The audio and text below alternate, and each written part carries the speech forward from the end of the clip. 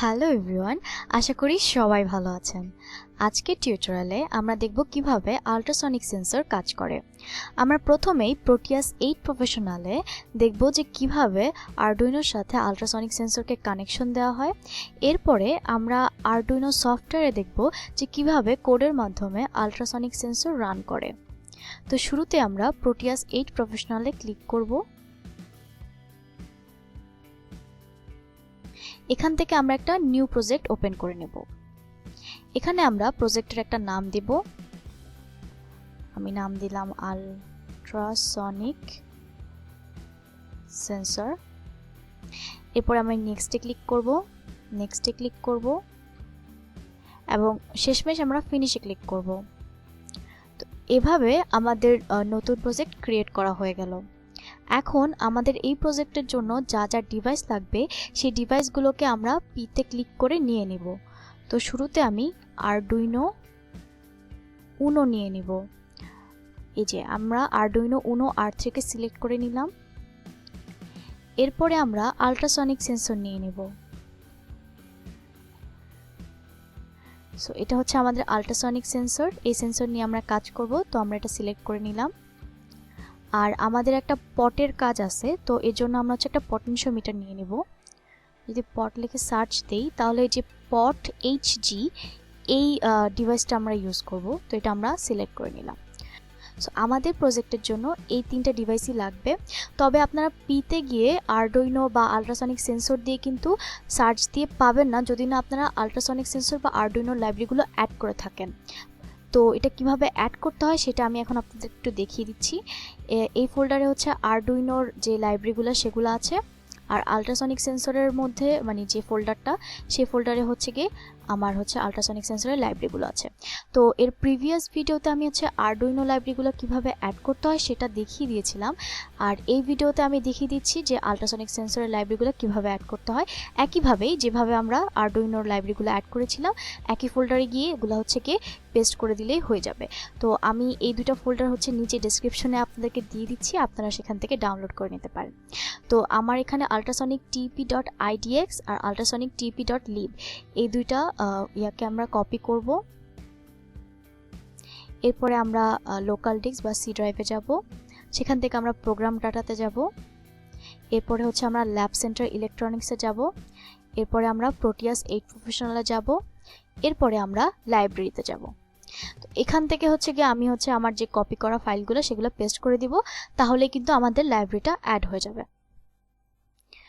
তো আপনারা যদি কোনো কারণে প্রোগ্রাম ডাটার ভিতরে হচ্ছে লাইব্রেরিটা না পেয়ে থাকেন তাহলে প্রোগ্রাম ফাইলস বা প্রোগ্রাম ফাইল এই ফোল্ডারগুলোতেও আপনারা খুঁজে দেখতে পারেন, এক একজনের এক এক জায়গায় আর কি সেভ হয়।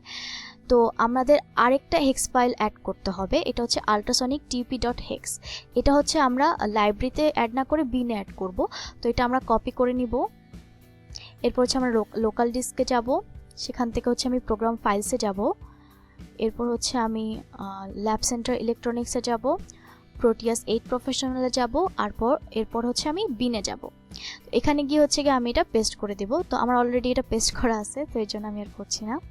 তো এটার কাজ কি এটা আমরা একটু পরেই দেখব, তখন আর কি আরও ক্লিয়ারলি বুঝতে পারবো। তো আমি আমার প্রোটিয়াসে চলে আসি। তো এখান থেকে হচ্ছে আমি আল্ট্রাসনিক সেন্সরটা নিয়ে নিই। আল্ট্রাসনিক সেন্সরে কাজ করার আগে আমরা হচ্ছে আল্ট্রাসনিক সেন্সর ব্যাপারে একটু জেনে নিই। তো আপনাদের মনে হয়তো কোশ্চেন আসতে পারে যে আল্ট্রাসনিক সেন্সরের কাজ কি। এই সেন্সরের কাজ হচ্ছে এর সামনে কোনো অবস্টেকল বা অবজেক্ট থাকলে তার ডিস্টেন্স মেজার করা। এই সেন্সরে দুটো পিন আছে, একটা হচ্ছে ট্রিগার পিন আর একটা হচ্ছে ইকো পিন। আমরা জানি যে কোনো সাউন্ড যখন কোনো অবজেক্টে বাধা পায় তখন একটা প্রতিধ্বনি ক্রিয়েট করে। এই সাউন্ডটা গিয়ে বাধা পেয়ে প্রতিধ্বনি ক্রিয়েট করতে যে সময়টা নেয় সেই সময় থেকে ক্যালকুলেশন করে আমরা ওই অবজেক্টের ডিস্টেন্সটা মেজার করতে পারি। আল্ট্রাসনিক সেন্সর ট্রিগার এবং ইকো এই দুইটা পিনকে কাজে লাগিয়ে মূলত সাউন্ডের প্রতিধ্বনির উপর ডিপেন্ড করে কোনো অবজেক্টের ডিস্টেন্সকে মেজার করে থাকে। এখানে ট্রিগার পিনের মাধ্যমে একটা সাউন্ড প্রডিউস হবে, সেই সাউন্ড গিয়ে যদি কোনো অবজেক্টে বাধা পায় তাহলে যে প্রতিধ্বনি সৃষ্টি হবে তা ইকো পিনটা ক্যাপচার করবে। এই সাউন্ড ট্রিগার থেকে যাওয়া এবং ইকোতে ফিরে আসার মধ্যে যে সময়ের পার্থক্যটা তৈরি হয়, এই সময়ের পার্থক্যেই মূলত আমরা আমাদের ডিস্টেন্সটা পরিমাপ করে থাকি।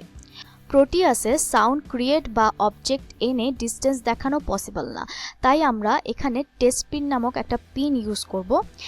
এই পিনের সাথে আমরা হচ্ছে গিয়ে আমাদের যে পোটেনশিওমিটারটা আছে সেটাকে অ্যাড করে দিব, এবং ওইটা অ্যাড করে দেওয়ার পরে আমরা ওই পোটেনশিওমিটারের ভ্যালুটা চেঞ্জ করার মাধ্যমে আমরা দেখব যে কীভাবে আমাদের আল্ট্রাসনিক সেন্সরেও ভ্যালুটা চেঞ্জ হচ্ছে। তখন আর কি আমরা অ্যাকচুয়ালি ভার্চুয়ালি এই কাজটা, আমরা কীভাবে আল্ট্রাসনিক সেন্সরটা কাজ করে সেটা ভার্চুয়ালি দেখতে পারবো। তো এর জন্য হচ্ছে আমরা পোটেনশিওমিটারকে ইউজ করব। তো পোটেনশিওমিটারটা আমরা নিয়ে নিলাম, আর এই পোটেনশিওমিটারের পিনের সাথে হচ্ছে আমরা টেস্ট পিনটাকে অ্যাড করে দিলাম। এখন পোটেনশিওমিটারের উপরে আর নিচে দুইটা পিন আছে, তো উপরের পিনের সাথে হচ্ছে আমরা একটা ডিসি কানেক্ট করব। সো এটার জন্য হচ্ছে আমরা জেনারেটর মোডে চলে যাব, সেখান থেকে আমরা ডিসিটাকে সিলেক্ট করে নেব। তো আমি ডিসিটা সিলেক্ট করে নিলাম। তো ডিসিতে যদি আমরা ক্লিক করি তাহলে দেখবো যে এখানে 0 ভোল্ট দেওয়া আছে, এটাকে আমরা 5 ভোল্ট করে দেব। এখন ডিসির সাথে হচ্ছে আমি আমার পোটেনশিওমিটারকে অ্যাড করে দিব, আর আমাদের যে নিচে পিনটা আছে সেটার সাথে আমি একটা গ্রাউন্ড অ্যাড করব। তো এর জন্য আমি হচ্ছে গিয়ে টার্মিনাল মোডে চলে গেলাম, সেখান থেকে হচ্ছে আমি একটা গ্রাউন্ডকে সিলেক্ট করে নিলাম। এখন আমি পোটেনশিওমিটারের সাথে গ্রাউন্ডটাকে অ্যাড করে দিলাম।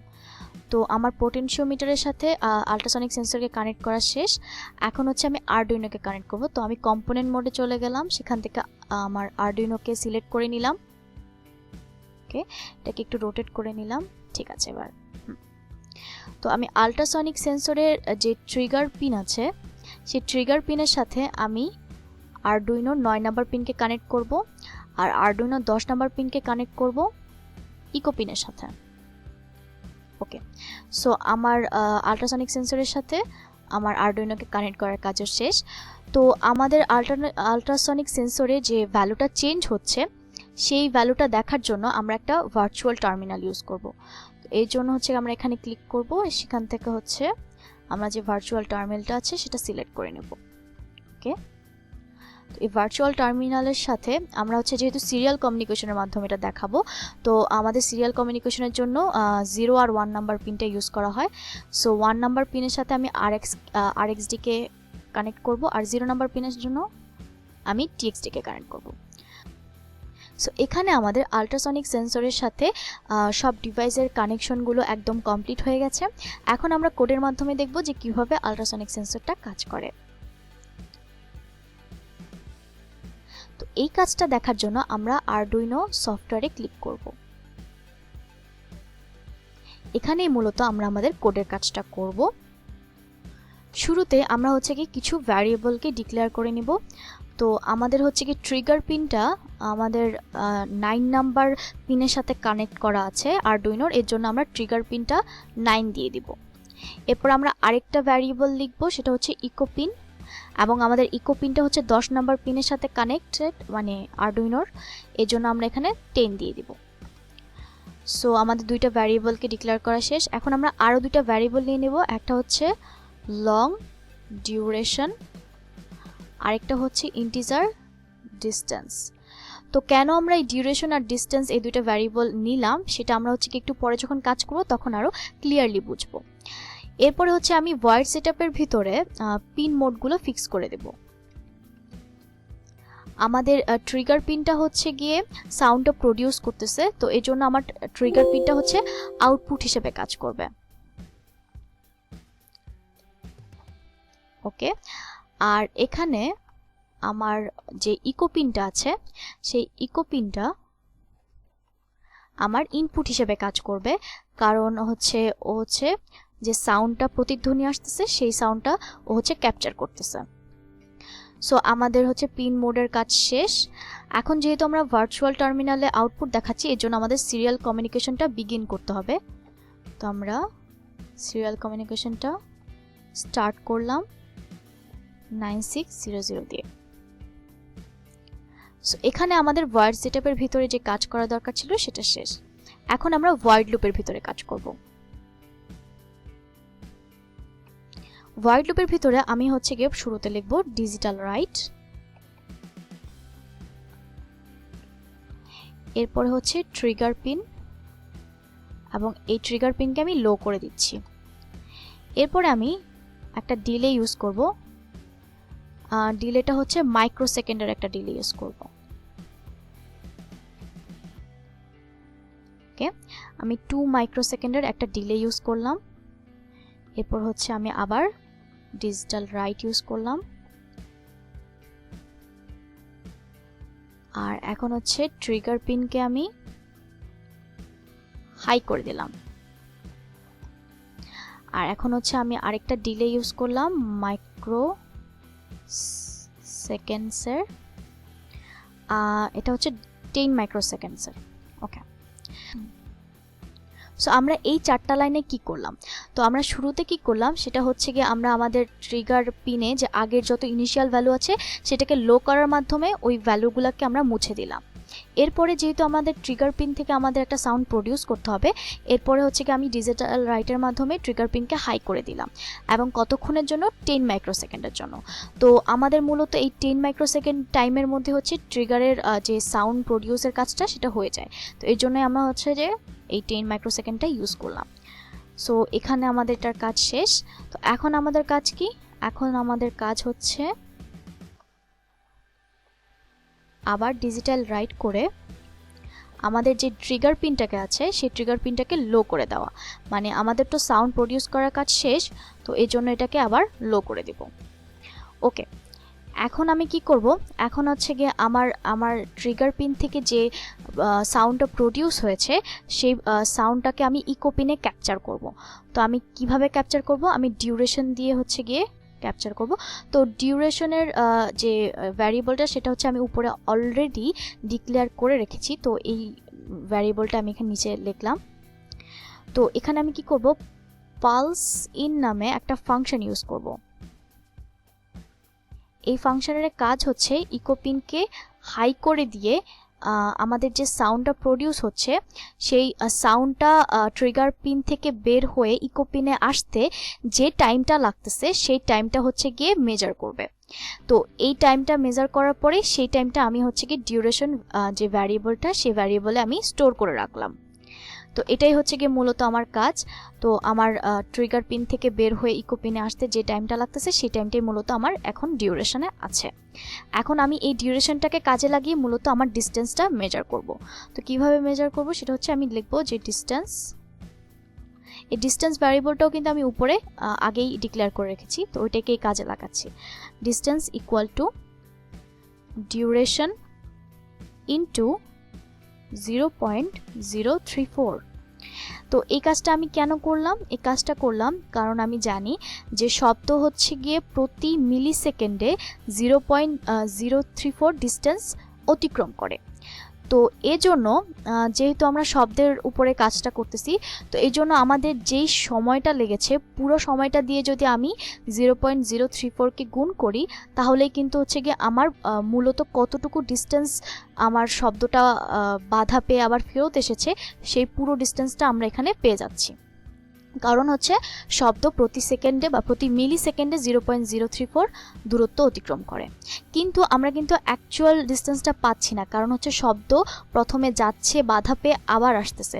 সো অ্যাকচুয়ালি এখানে আমরা ডাবল ডিস্টেন্স পাচ্ছি।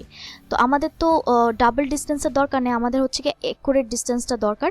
এর জন্য আমরা হচ্ছে কি 0.034কে 2 দ্বারা ডিভাইড করব। তো এখানে হচ্ছে কি আমরা হচ্ছে কি যেই অ্যাকচুয়াল যে মানে আমার আল্ট্রাসনিক সেন্সর থেকে ওই অবস্টেকলের যে অ্যাকচুয়াল ডিস্টেন্সটা সেটা আমরা এখানে পেয়ে যাচ্ছি। তো আমাদের মেইন কাজের মানে যে মেইন কাজটা দরকার ছিল সেটা শেষ। এখন কেবল হচ্ছে আমি এটা ভার্চুয়াল যে টার্মিনাল আছে সেখানে হচ্ছে এটা প্রিন্ট করাবো। সো আমি সিরিয়াল প্রিন্ট লিখব। ওকে, আর এখানে হচ্ছে আমার লেখা থাকবে হচ্ছে ডিস্টেন্স।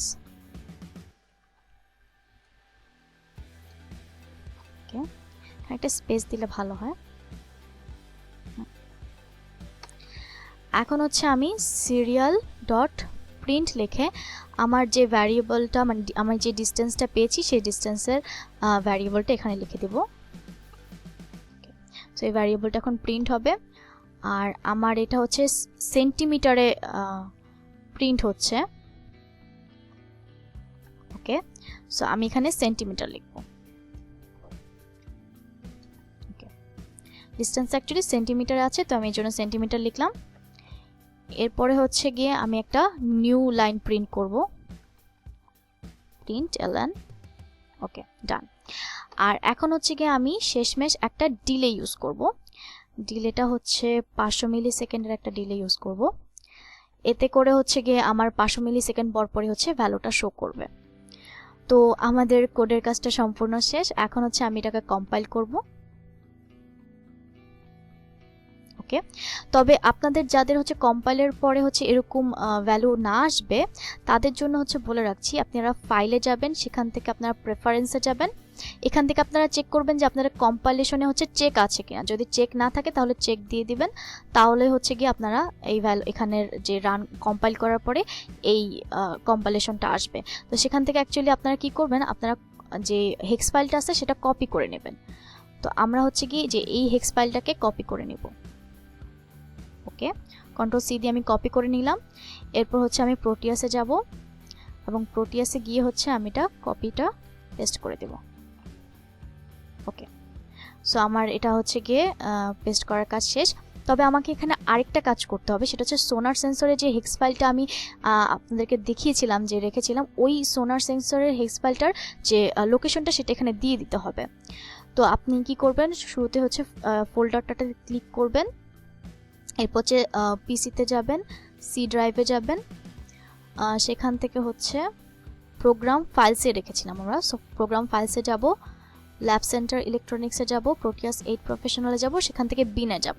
সেখানে গেলে দেখব যে আল্ট্রাসনিক সেন্সরের যে হেক্স ফাইলটা সেটা এখানে আছে। তো আমি এই হেক্স ফাইলটাকে ক্লিক করব, এরপর হচ্ছে ওপেন করব। তাহলে হচ্ছে গিয়ে আপনি যেখানে সেভ করে রেখেছেন সেই হেক্স ফাইলটা হচ্ছে গিয়ে লোকেশনটা আপনারা পেয়ে গেলেন। ওকে, সো আমাদের অ্যাকচুয়ালি কাজ শেষ। এখন আশা করি রান করলে এটা কাজ করার কথা। রান দিলাম। ওকে, সো আমার এখানে ডিসটেন্সটা সেন্টিমিটারে দেখাচ্ছে। তো এখানে যদি এখন আমি আমার যে পোটেনশিওমিটারের ভ্যালুটা সেটা যদি আমি বাড়িয়ে দেই 50% থেকে যদি এখন আমি 60% করে দিই, তাহলে কিন্তু দেখছি আমার যে ভ্যালুটা বা ডিসটেন্সটা সেটা বেড়ে গেছে। তার মানে আমি যখন ভ্যালুটা বাড়িয়ে দিচ্ছি তখন হচ্ছে অবস্টেকলের যে ডিসটেন্সটা সেটা বেড়ে যাচ্ছে। এখন যদি আমি পোটেনশিওমিটারের ভ্যালুটা কমিয়ে দিই, আমার 50 ছিল, 50 থেকে যদি আমি 40 করে দেই, তাহলে কিন্তু দেখছি যে আমার যে ভ্যালুটা সেটা কিন্তু কমে যাচ্ছে আস্তে আস্তে। সো আমি 40 করে দিলাম, দেখলাম যে আমার ভ্যালুটা কিন্তু কমে গেল। এভাবেই মূলত আল্ট্রাসনিক সেন্সরকে ইউজ করে আমরা কোনো অবস্টেকল বা কোনো অবজেক্টের ডিসটেন্সটা মেজার করতে পারি। আজকের ভিডিওটি এতটুকু পর্যন্তই। আপনাদেরকে এতক্ষণ আমার সাথে থাকার জন্য অসংখ্য ধন্যবাদ। সবাই ভালো থাকবেন। আল্লাহ হাফেজ।